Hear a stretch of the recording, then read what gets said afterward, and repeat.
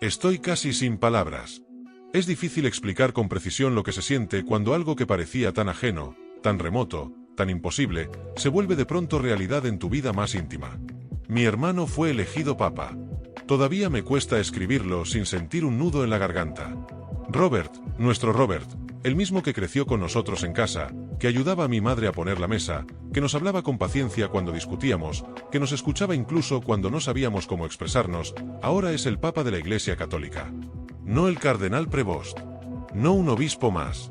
El Papa.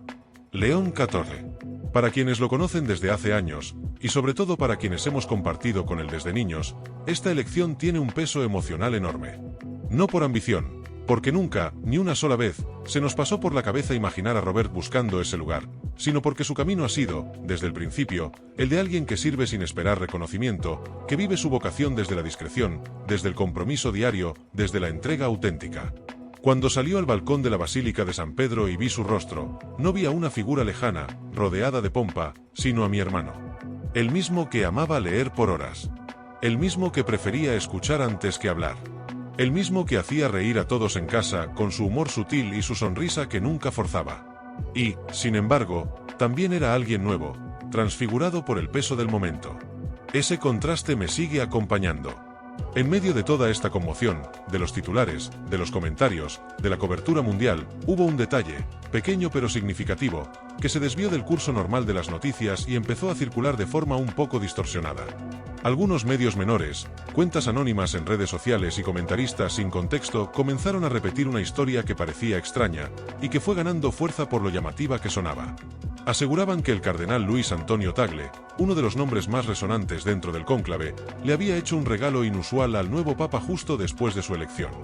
Lo presentaban como un gesto cargado de tensión política o simbología crítica.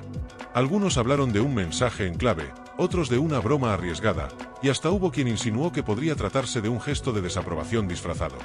Nada más lejos de la verdad. La historia verdadera, confirmada por fuentes de peso como The New York Times, fue completamente distinta.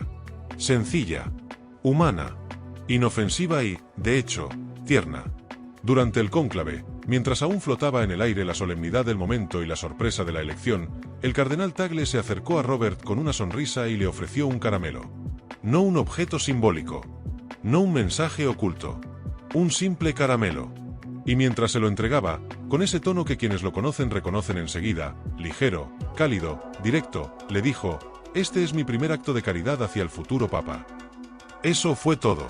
Un pequeño gesto. Un toque de humor en medio del peso histórico que caía sobre los hombros de mi hermano. Y, sin embargo, en su sencillez, decía tanto. No se trataba de una burla ni de una crítica. Era una forma de romper la tensión, de recordarle, y recordarse, que antes que nada eran hermanos en la fe, compañeros en una misión más grande que cualquier ambición individual. Era un acto profundamente humano, y precisamente por eso, profundamente cristiano. Mi hermano, ya con la sonrisa suave que se le dibuja cuando algo le conmueve de verdad, lo relató después. Dijo, me dio un caramelo y me dijo que era una muestra de su caridad. Nos reímos los dos. Así es Tagle, ligero, siempre humano. En ese intercambio, mínimo en apariencia, había una complicidad, una confianza que no se construye en un día. No era un gesto improvisado, sino el fruto de una relación forjada durante años de colaboración, de respeto mutuo, de conversaciones y silencios compartidos. Pienso en ese momento, y no puedo evitar imaginar el contraste. Fuera del cónclave, el mundo analizaba alineaciones, ideologías, listas de papabili, posibles bloques conservadores y progresistas, y buscaba leer cada gesto como si fuera parte de una trama política. Dentro, mientras tanto, había un caramelo. Una sonrisa. Una risa compartida. Algo tan pequeño, pero tan lleno de significado. Ese caramelo, en su aparente banalidad, fue mucho más que un dulce. Fue un recordatorio de que incluso en los lugares donde el protocolo lo cubre todo, donde cada palabra se mide y cada gesto puede ser interpretado de mil formas, aún hay espacio para lo genuino. Para la risa que no busca efecto. Para el regalo que no necesita justificación. Para la amistad que no se explica con comunicados oficiales ni notas de prensa. La verdad es que ese momento, lejos de ser un escándalo, reveló algo esencial sobre la relación entre mi hermano y el cardenal Tagle, una cercanía que se sostiene no en las posturas públicas, sino en lo privado, en lo cotidiano, en lo que no se ve en las cámaras. Reveló también algo sobre el tipo de liderazgo que mi hermano representa. Uno que no necesita distanciarse de lo humano para ejercer autoridad. Uno que puede aceptar un caramelo, reír con un amigo, y aún así estar plenamente consciente del peso espiritual e histórico de lo que está asumiendo. Y aunque esa anécdota fue entrañable, incluso simbólicamente poderosa en su humildad, no debe hacernos perder de vista el rol mucho más amplio y significativo que el cardenal Tagle desempeñó en ese cónclave. Porque más allá del gesto, más allá de la simpatía, su presencia tuvo un peso estructural y espiritual que no puede subestimarse ni dejarse reducido a una anécdota simpática.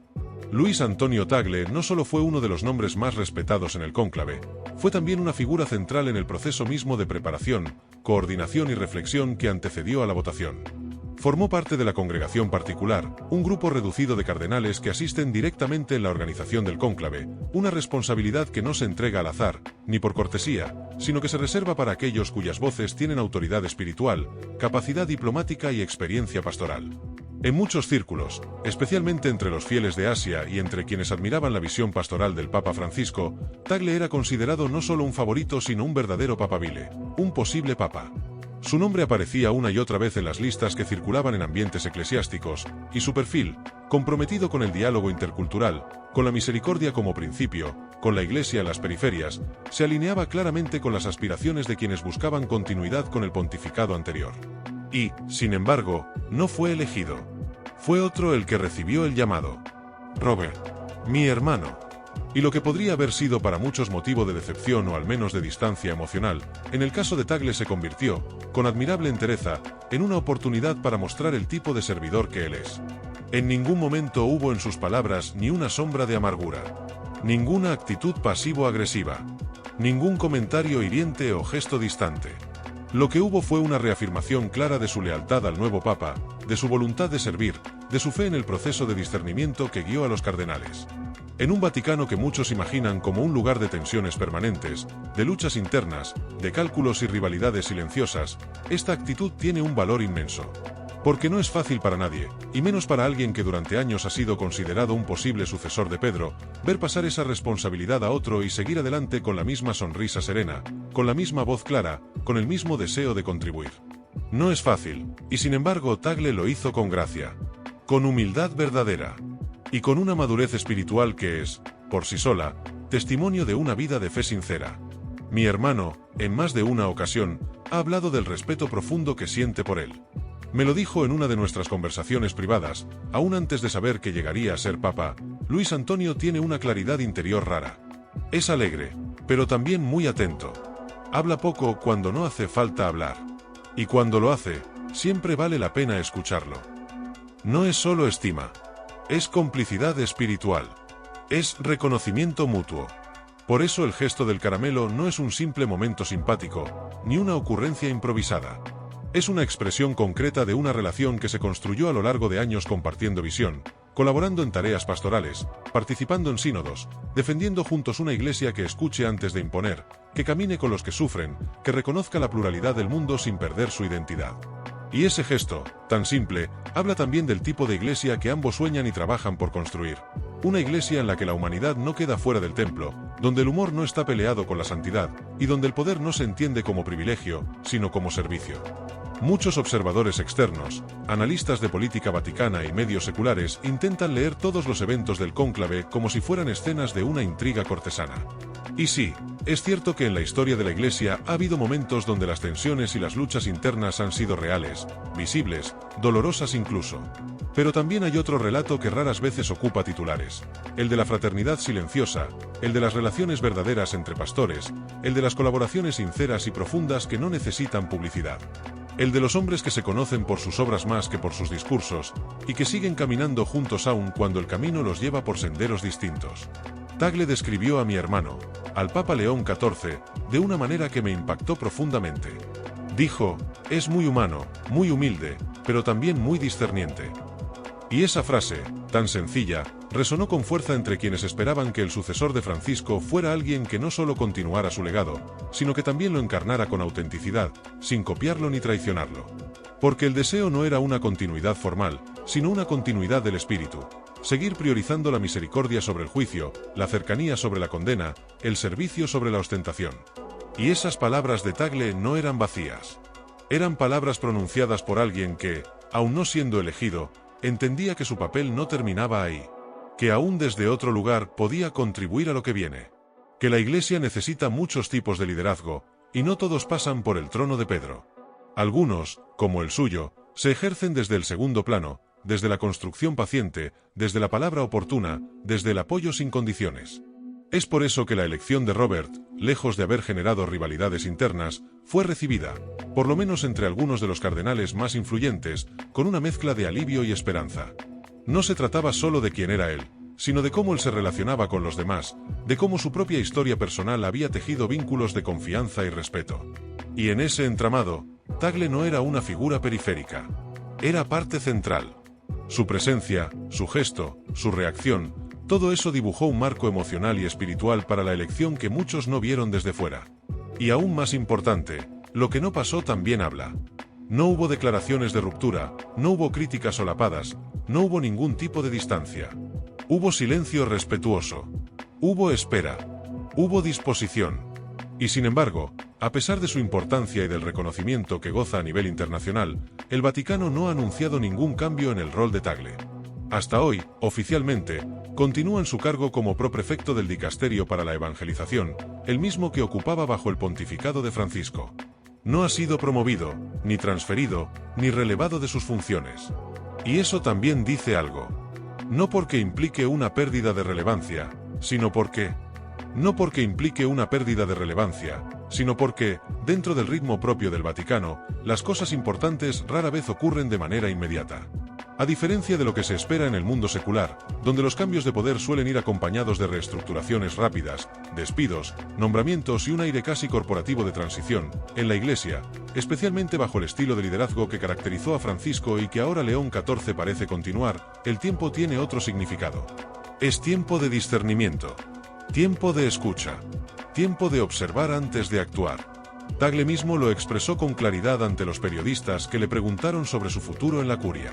Respondió sin ansiedad, sin dobleces, él necesita tiempo para reflexionar. Se refería, por supuesto, al Papa recién elegido. Y en esas palabras, aparentemente simples, había una aceptación profunda del ritmo que exige el servicio eclesial. No era resignación, ni espera tensa, ni expectativa velada. Era reconocimiento. Reconocimiento de que el Papa necesita mirar con calma lo que ha recibido, entender su entorno, escuchar muchas voces antes de tomar decisiones. En el complejo entramado del Vaticano, donde conviven culturas, intereses, carismas, lenguas y generaciones distintas, las primeras semanas de un nuevo pontificado no están hechas para mover piezas como si se tratara de un tablero. Están hechas para escuchar, para caminar despacio, para sentir el peso del anillo del pescador en la propia mano y entender lo que significa, no como adorno, sino como símbolo de una carga que se lleva sobre los hombros. Tagle, con toda su experiencia, lo sabe. Y por eso, su silencio no es indiferencia. Es una forma de estar presente sin presionar. Una manera de acompañar sin condicionar. Eso, en sí mismo, es un acto de fidelidad. Y también de humildad verdadera. Porque para alguien que durante años fue considerado posible papa, quedar en una especie de espera indefinida no es poca cosa. No es fácil de asumir. Y sin embargo, él lo ha hecho sin perder su sonrisa, sin cambiar el tono de su voz, sin cerrar las puertas al servicio. No puedo evitar pensar en lo que eso significa a nivel humano. Tagle ha dedicado décadas de su vida al servicio pastoral, desde sus años como obispo en Filipinas hasta su trabajo más reciente en Roma. Ha viajado por el mundo, ha escuchado a comunidades marginadas, ha predicado en lugares donde la fe resiste en medio de la pobreza, la violencia o el olvido. Ha sido, para millones, una figura de cercanía, de sensibilidad teológica, de amor concreto por los pobres. Y sin embargo, en este momento en que todo el mundo mira hacia el Papa, él permanece donde estaba. En pausa. En silencio. Sin que eso lo disminuya, ni un poco. Es importante entender esto. En la Iglesia, la espera no es sinónimo de inutilidad. Tampoco lo es el silencio. Hay un tipo de sabiduría que no se manifiesta con discursos ni con decisiones inmediatas, sino con una disponibilidad paciente. Con una apertura que no exige protagonismo. Tagle no ha sido apartado. Tampoco ignorado. Simplemente está donde debe estar, esperando lo que venga, dispuesto a seguir sirviendo como lo ha hecho siempre. Eso es más raro, y más valioso, de lo que muchos imaginan. Y claro, no se puede ignorar el hecho de que su situación actual está cargada de simbolismo. Porque es inevitable preguntarse, ¿qué se siente ser visto durante tanto tiempo como un posible líder máximo de la Iglesia, y luego quedar en segundo plano? ¿Cómo se procesa internamente esa transición emocional? ¿Cómo se mantiene la alegría, la disponibilidad, la paz interior? Muchos, en su lugar, podrían haber caído en la frustración, en la ambición disfrazada de preocupación por la Iglesia, en el resentimiento pasivo. Pero él no. No hay en Tagle ni una sombra de esas actitudes. Y eso lo dice todo. Eso muestra el tipo de hombre que es, y también el tipo de iglesia que representa. Una iglesia que no necesita aplausos, ni cámaras, ni poder visible para seguir dando frutos. Una iglesia que sabe esperar, que sabe servir, que sabe sonreír incluso cuando no le toca ocupar el centro de la escena. A veces pienso en lo difícil que es encontrar este tipo de madurez espiritual en líderes visibles. En un mundo tan centrado en la visibilidad, donde el reconocimiento parece ser la medida del valor, donde todo se mide por impacto, influencia, posición, este tipo de humildad parece casi contracultural. Y, sin embargo, es exactamente lo que la Iglesia necesita hoy. Pastores que no estén obsesionados con su propia importancia. Hombres que sepan desaparecer sin dejar de estar. Que puedan permanecer en segundo plano sin sentirse relegados. Y ahí está Tagle. No en el trono de Pedro, pero sí en su entorno. No con la voz que da la máxima autoridad, pero sí con la palabra que orienta, que acompaña, que forma. No con el peso del anillo, pero sí con la fidelidad del discípulo que no deja de caminar. Esa es, para mí, una forma de liderazgo mucho más profunda que cualquier cargo. Y sin embargo, lo que más me emociona de todo esto no es solo su actitud, sino lo que representa la relación entre él y mi hermano. Porque más allá de lo institucional, hay entre ellos una amistad que ha resistido los filtros, los rumores, las especulaciones. Hay confianza. Hay aprecio real. Y eso, en el contexto que están viviendo, vale más que 100 estrategias. En un momento en el que el mundo entero observa cada palabra, cada gesto, saber que quien ocupa ahora el lugar de mayor responsabilidad puede contar con alguien como Tagle, que no necesita robar foco, que no necesita afirmarse por encima de nadie, es un verdadero tesoro. Por eso, mientras el Vaticano permanece en este estado de espera, mientras las decisiones aún no se anuncian, mientras las miradas están fijas en lo que viene, yo pienso en lo que ya está ocurriendo, aunque no sea noticia, una forma distinta de liderazgo está en marcha. No una que busca imponerse, sino una que se construye en la espera. No una que necesita de grandes anuncios, sino una que crece en el espacio entre palabras. En el respeto, en la lealtad, en la serenidad con la que se sostiene una relación. Y mientras Tagle espera, mientras mi hermano observa, escucha y reza antes de decidir, la iglesia sigue en pie. No inmóvil, sino expectante. Como si todo respirara a un ritmo distinto, más lento, pero también más profundo. Y en ese aire suspendido, en ese compás entre el final de un pontificado y el comienzo del siguiente, hay lugar para algo más que estrategias. Hay lugar para la gracia. Hay lugar para la gracia. Y no cualquier gracia, la gracia que se manifiesta en los márgenes, en los gestos no televisados, en las conversaciones en voz baja y en las decisiones que aún no se toman pero que ya están siendo intuidas en la oración, en la conciencia, en el alma. Es una gracia que no irrumpe con estruendo, sino que desciende como una brisa sobre quienes están dispuestos a recibirla. Mientras la mayoría de los ojos están puestos en la figura del nuevo pontífice, en su agenda, en sus palabras públicas, hay quienes han sabido mirar también lo que se mueve alrededor, en el trasfondo, en las relaciones que sostienen y tejen el cuerpo eclesial en silencio. Allí, justamente, se sitúa la presencia actual de Luis Antonio Tagle. No ha sido apartado ni relegado, ha sido sostenido en una especie de contención espiritual. Como si el espíritu, ese que no aparece en los boletines ni en las conferencias de prensa, estuviera haciendo espacio en su corazón para algo que aún no ha sido revelado.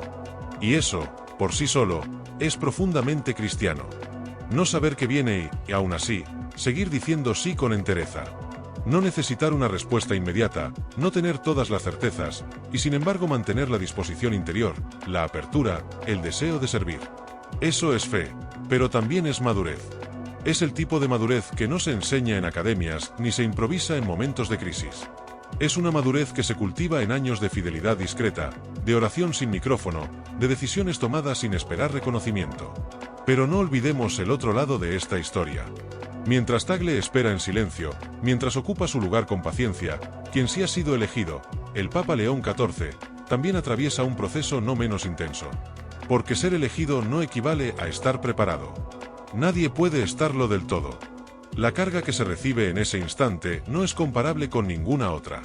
No importa cuántas responsabilidades se hayan asumido antes, ni cuán amplia sea la experiencia pastoral, académica o diplomática de un cardenal, el momento en que uno se convierte en sucesor de Pedro marca un antes y un después irrepetible.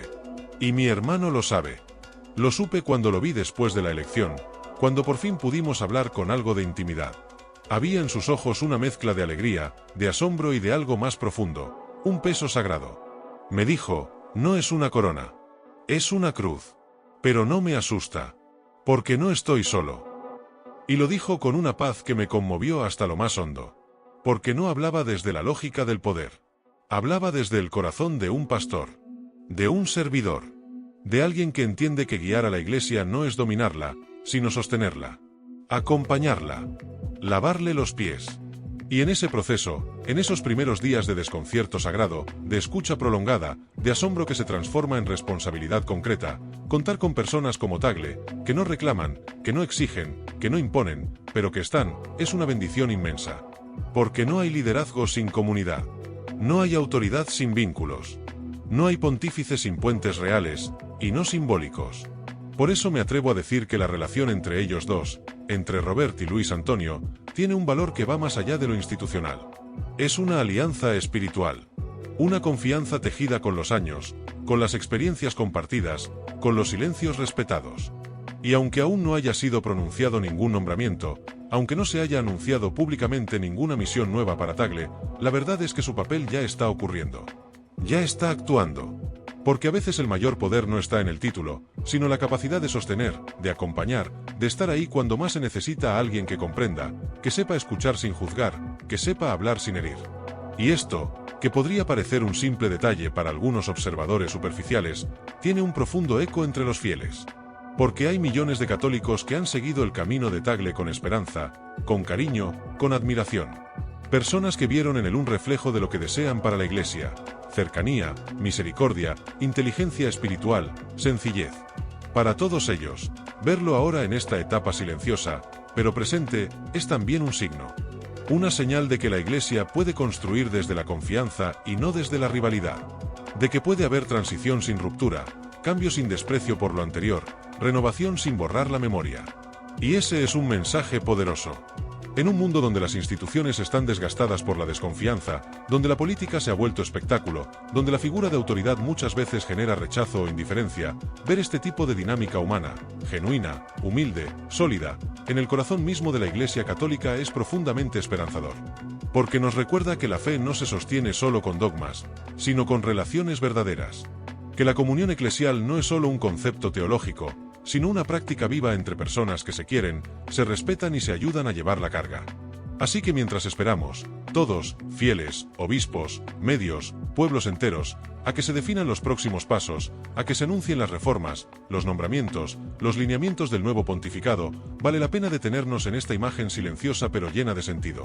Un hombre elegido para guiar, y otro que, sin haber sido elegido, sigue siendo parte esencial del camino. Ambos son reflejo de algo mayor. Algo que no se mide en poder visible, sino en la hondura con la que entienden lo que es ser parte de una iglesia viva. Una iglesia que no necesita dividir para renovar, ni silenciar para ordenar. Una iglesia donde la verdadera autoridad nace de la capacidad de amar. Y si esa es la iglesia que están comenzando a construir juntos, uno desde la cátedra de Pedro, el otro desde el banco de espera de una oficina vaticana, entonces hay razones para tener esperanza. No una esperanza ingenua, ni mística en exceso, sino una esperanza construida sobre lo real, sobre lo humano, sobre la historia compartida de quienes saben lo que cuesta servir, y aún así no se apartan del camino. De quienes saben lo que cuesta servir, y aún así no se apartan del camino. Porque ahora ese camino, el mismo que Tagle ha recorrido con discreción, se ensancha para dar paso a algo más amplio, más visible, más simbólico: el inicio oficial del ministerio de mi hermano como obispo de Roma. Y aunque la elección ya ocurrió, aunque el sí ya fue pronunciado, es ahora, con la misa de inauguración en San Pedro, que todo cobra un nuevo peso. Esa misa no es simplemente un acto litúrgico. No es un trámite ceremonial ni un evento diplomático. Es algo mucho más hondo. Es la representación viva del momento en que el pueblo de Dios y su nuevo pastor se miran a los ojos por primera vez, con la certeza de que su vínculo ya no es solo canónico o administrativo, sino espiritual. Es cuando se sellan, en oración y presencia, los compromisos no escritos que marcan un pontificado. Será el 18 de mayo de 2025, a las 10 de la mañana, cuando el corazón de Roma y del mundo católico se detendrá unos instantes. No por la grandiosidad del rito, aunque lo tendrá, ni por la presencia de líderes internacionales, aunque estarán, sino porque algo ancestral y profundamente humano se manifestará en ese instante, la necesidad de creer que el liderazgo espiritual aún puede encarnar valores reales, que el poder puede ser servicio, que la autoridad puede ser ternura, que la Iglesia puede, otra vez, caminar con el pueblo. Esa mañana, mi hermano, el mismo que creció con nosotros entre libros y risas, que escuchaba más de lo que hablaba, que buscaba armonía en los conflictos pequeños de la infancia, vestirá de blanco. Pero no será el color lo que marque la diferencia. Será el gesto con el que camine, las palabras que elija, la forma en que mire al pueblo congregado. Porque en esos detalles silenciosos, que no siempre captan las cámaras, está el lenguaje que realmente habla de un pontificado. Y sí, habrá símbolos. El palio será colocado sobre sus hombros, esa franja de lana, sencilla y pesada, que representa la misión de cargar sobre sí el rebaño entero. No solo guiarlo, cargarlo, sufrir con él, caminar con él. No es una insignia de poder, es un recordatorio de responsabilidad. Y luego, el anillo del pescador, símbolo papal por excelencia, será deslizado en su dedo. Ese anillo no está diseñado para brillar. Está diseñado para ser usado hasta el desgaste. Como todo lo que vale la pena en esta vida. Habrá, sin duda, un momento en que el Papa hable. Su primera homilía pública como pontífice. Muchos esperarán titulares, señales políticas, posicionamientos doctrinales. Pero los que lo conocen saben que su voz no se eleva para imponerse, sino para tocar. Y lo que probablemente ocurrirá en ese momento no será una definición programática de su agenda, sino algo más íntimo y más hondo, una invitación. Una invitación a caminar con él, no detrás de él. A renovar juntos la fe, la esperanza y el amor. El eco de esas palabras no se limitará a la plaza de San Pedro. Porque aunque habrá cientos de miles de personas allí físicamente, presidentes, primeros ministros, cardenales, obispos, religiosas, peregrinos, familias, ancianos, habrá millones más unidos a través de pantallas, transmisiones, oraciones silenciosas en capillas remotas o casas humildes. Esas personas, esas voces anónimas, no irán buscando espectáculo. Irán buscando consuelo, claridad, dirección. Un reflejo de Dios que se parezca más a Jesús que a cualquier poder humano. Y mi hermano lo sabe. Por eso ha pasado estos días en oración, en escucha, en contemplación. Porque para él este momento no es el clímax de una carrera, sino el comienzo de una entrega aún más exigente. No le interesa deslumbrar. Le interesa servir. Por eso no habrá fuegos artificiales ni frases estudiadas. Habrá pausas. Habrá silencios. Habrá una mirada que abrace sin hablar.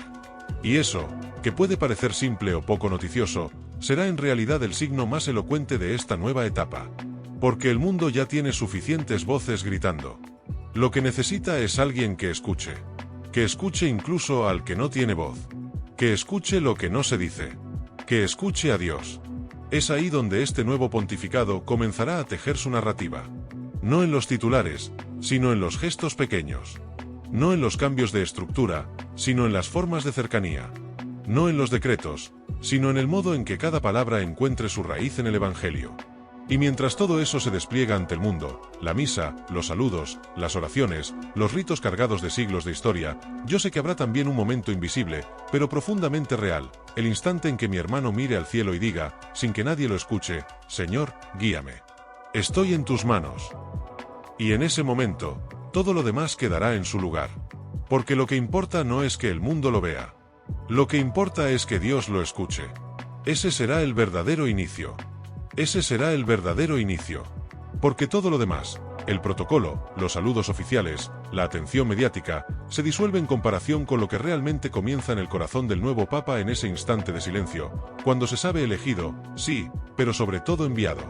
Enviado no a gobernar, sino a pastorear. No a mandar, sino a escuchar. Y eso no termina al concluir la misa de inauguración, al bajar del altar ni al retirarse a sus habitaciones. Al contrario, ahí es donde empieza lo verdaderamente difícil: la fidelidad diaria, el discernimiento constante, la comunión viva con una iglesia que necesita más esperanza que estructura, más ternura que defensa. Los días que siguen a esa misa no son días festivos. Son días de trabajo interior y exterior. Días de puertas que se abren y también de cargas que comienzan a pesar. Uno a uno, el Papa irá encontrándose con quienes han sido parte del proceso que lo eligió. Los cardenales que depositaron su voto con oración, y en muchos casos, con lágrimas. Los responsables de las oficinas vaticanas que ahora esperan confirmación o cambios. Los fieles que, desde cada rincón del mundo, empiezan a mirar hacia Roma buscando no solo dirección, sino consuelo. Habrá encuentros públicos y privados. El primero con el colegio cardenalicio, donde no habrá discursos largos sino una escucha paciente, una gratitud sincera, una comunión que se renueva no por obligación, sino por conciencia. Luego con la prensa internacional, el mundo queriendo saber quién es este nuevo pastor, que piensa, cómo mira los grandes temas de nuestro tiempo. Y él, sabiendo que cada palabra suya será escrutada, pero decidido a no hablar desde la estrategia, sino desde la verdad. Le seguirá el encuentro con el cuerpo diplomático, un gesto que no es solo político, sino profundamente espiritual. Porque el Papa, más allá de ser jefe de Estado, es un símbolo de diálogo, un faro ético en un mundo lleno de ruido e intereses enfrentados. Su voz puede trazar puentes, su silencio puede poner límites. Lo importante no será la cantidad de palabras que pronuncie, sino la claridad de su visión: paz, justicia, dignidad humana, cuidado de la creación. Y luego vendrán los gestos. Aquellos que no necesitan traductor ni nota de prensa. Visitar una cárcel, saludar a un migrante, besar a un niño enfermo. Ir a los márgenes, no para ser fotografiado, sino para cumplir con lo que el Evangelio exige sin rodeos. Ahí comenzará a tomar forma su pontificado, no como una hoja de ruta política, sino como una respuesta diaria a la llamada que Cristo hizo una vez a Pedro: apacienta mis ovejas. El 20 de mayo tomará posesión de la Basílica de San Pablo Extramuros. Ese lugar no es cualquier templo. Es símbolo de misión, de palabra proclamada sin miedo, de cristianismo que cruza fronteras. ¿Qué mejor sitio para un papa cuya vida estuvo marcada por la itinerancia, por la misión, por las periferias? El 25 de mayo irá a San Juan de Letrán, su catedral como obispo de Roma, y a Santa María la Mayor, donde tal vez se arrodille como lo hizo su predecesor, a confiarle su ministerio a la Madre. Ese gesto no será solamente devoción mariana. Será confianza total. Una declaración de vulnerabilidad hecha en piedra y silencio. En medio de esos momentos también tendrá lugar su primera audiencia general. Miles de fieles, de pie en la plaza, queriendo escucharlo. No como a un orador, sino como a un pastor. Será un encuentro que no busca formar opinión, sino dar esperanza. Verlo allí, en el papamóvil o caminando entre la multitud, con una sonrisa que no es actuación sino verdad, será el signo más claro de que la Iglesia puede aún estar cerca. Que puede ser madre. Que puede ser hogar. Y todo eso, los templos, las reuniones, las audiencias, los saludos, no serán más que plataformas para algo más profundo, una transformación espiritual silenciosa pero real. Porque no se trata de que el Papa imponga una visión personal, sino de que encarne una llamada compartida. La de seguir caminando como Iglesia, como cuerpo vivo, como red de creyentes que no renuncian a soñar con una humanidad reconciliada. Muchos buscarán en los primeros gestos de este Papa pistas sobre su gobierno, si será reformista o conservador, si continuará la línea de Francisco o marcará su propio rumbo. Pero quienes han conocido su historia, su servicio en América Latina, su trabajo en los dicasterios, su forma de hablar y de callar, saben que no gobernará desde etiquetas. Gobernará desde el corazón. Y desde la oración. Porque ser Papa no es una estrategia. Es un llamado. Un misterio. Y solo quien ha sido tocado por el fuego de ese misterio puede caminar sobre las aguas agitadas del mundo sin hundirse. Por eso, más allá del fervor inicial, del análisis político o de la euforia mediática, lo que comienza ahora es un camino largo. Un camino de cruz y resurrección, de entrega y paciencia, de fidelidad sin espectáculo. Y en ese camino estaremos todos implicados: obispos, sacerdotes, religiosas, laicos, pueblos enteros. Porque un papa nunca camina solo. Camina con nosotros. O no camina. Y si algo queda claro al cerrar esta historia, al mirar lo vivido desde la elección hasta la misa, desde el susurro en la Capilla Sixtina hasta los aplausos en la Plaza de San Pedro, es que este nuevo capítulo no se trata solo de él. Se trata de nosotros. Se trata de lo que estamos dispuestos a construir juntos. Una iglesia creíble, cercana, humana, Una iglesia que no solo predica, sino que escucha. Una iglesia que no se encierra, sino que sale. Una iglesia que no busca protagonismo, sino verdad. Y si eso es lo que está empezando con el Papa León XIV, entonces sí, podemos mirar al futuro con esperanza. Y esa esperanza no es ingenuidad. Es fe con los pies en la tierra y el alma en alto. Es memoria viva. Es evangelio en marcha. Y ahora, que suenen las campanas de San Pedro. Empieza una nueva era. Y estamos llamados a vivirla. Juntos.